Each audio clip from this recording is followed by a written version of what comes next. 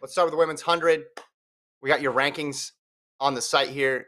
Here's your top 5. I'll do your top 8. I'll do your finalists here. Fraser-Pryce, Thompson, Hurrah, Okabare, Jackson, Chalou, Asher Smith, Oliver, Daniels. So a couple things jump out at me here. Fraser-Pryce, if she wins gold, and she's run 10:63 this year, would join Usain Bolt as the only people in history to win 3 100-meter Olympic gold medals. Of course, Bolt did it consecutively. Fraser-Pryce would go 08, 12, and then now in Tokyo. A Jamaican sweep is possible here with Fraser-Pryce, Thompson, Hurrah, and Jackson. And then just the overall depth here, Gordon, stands out to me. You have someone like Dina Asher-Smith, who was silver in Doha at the last World Championships and the 200-meter champ, down here in 6th. And I think that's a fair ranking for her. Now, I think personally she's going to find her way up a little bit higher, but that just shows you how deep the women's 100 has been this year. And the U.S. is going to go in here as the underdog. I do think they'll get a couple people through to the final, and from there they'll have a shot to maybe sneak on the podium. But I think this is going to be Jamaica heavy at the top. What do you think? Well, there's no way an American's going to make the podium. You say sneak onto the podium. I do not see Oliver or Daniels or Prandini, for that matter, finding a way to get top 3. Because you look at the top women up top with, Shelly-Ann Fraser-Pryce, Elaine Thompson, Hurrah, and Blessing. They've been running consistently, 10 highs. Mm-hmm. Like, they haven't been running 11 O's really ever. Like, their worst races are like 10:89. They've been continuing to just show that consistency. And I really think a lot of these athletes are interchangeable. I see that top 6 as all I could see a different scenario where they all finish in a different position. And the only one that really has that extra factor, that is why I ranked her number 1, Shelly-Ann Fraser-Pryce, is because, one, she won the Jamaican trials, which had a lot of pressure and it had the rounds element. And, she's done it at the international level multiple times. You say she's about to potentially join Bolt as the only one to ever win 3 Olympic golds in the 100. So you have to give that to her. She hasn't showed any sign of falling off.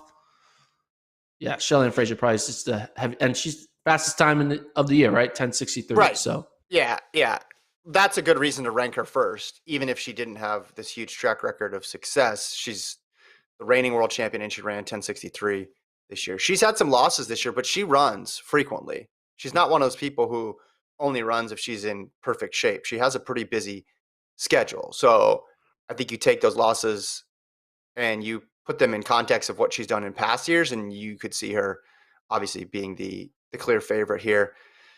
Yeah, obviously, if Richardson was in this race, I think this would be the race of the entire meet, given what we said before.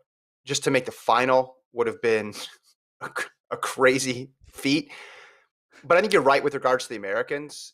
You got people who can go 10.7s in here and 10.6s, and that just changes the entire dynamic of the race. I put U.S. medal odds at 15% in this one, just because there is some unpredictability in the 100. There's injuries, there's DQs, there's scratches. And I guess if you could tell me that two people got to the final, which I think they'll get at least 2 people through to the final, you have 2 of the 8 lanes. Again, still 15%, not 50%, 15%. It's going to be a long shot. They are significant underdogs. This is going to be a fantastic race, though. I'm really excited to see what Fraser-Pryce can do, if she can pull it off again. The current odds is Shelly-Ann Fraser-Pryce is -118. For those who know how odds works, that means that you have to bet $118 to win $100. So it's really good. It's a heavy favorite odds for Fraser-Pryce. Second favorite is Elaine Thompson. Dina Asher-Smith is third, which I don't see happening. I think Shericka Jackson and Blessing Okabare and even Chalou are in better position than Dina Asher-Smith. She dealing with an injury, right? She pulled out of that last Diamond League, the London Diamond League. Here's the thing with Asher-Smith. Her best win of the year at Gateshead came in a race where there was like 900 meter per second wind and rain in her face. So she didn't get the time that went with it. I think if she beat those women and she had run a 10-8 in that race, I think more people would be talking about her. But I would not count her out in the 100 or the 200. I think she's got a better shot in the 200, but I could see her being third. But I think that next group is really close together. Yeah. I'm liking these plus 350 odds for Blessing Okabare to be top 3. Okabare. Okabare, sorry, excuse me. That's Gotta pretty tighten that good. up. We got the Olympics there. Yeah, we got the Olympics, and people are that's gonna hit me on the chat for saying her name wrong. I apologize, Blessing, and the entire Nigerian community. she ran that 1063 wind aided, and she's had some good performances this year as well too. She's raced frequently. I think she's always in the mix. She's very consistent. She's solid. Bronze in 2019. She's run 1086. If this track is fast, I think we're going to see some ridiculous times.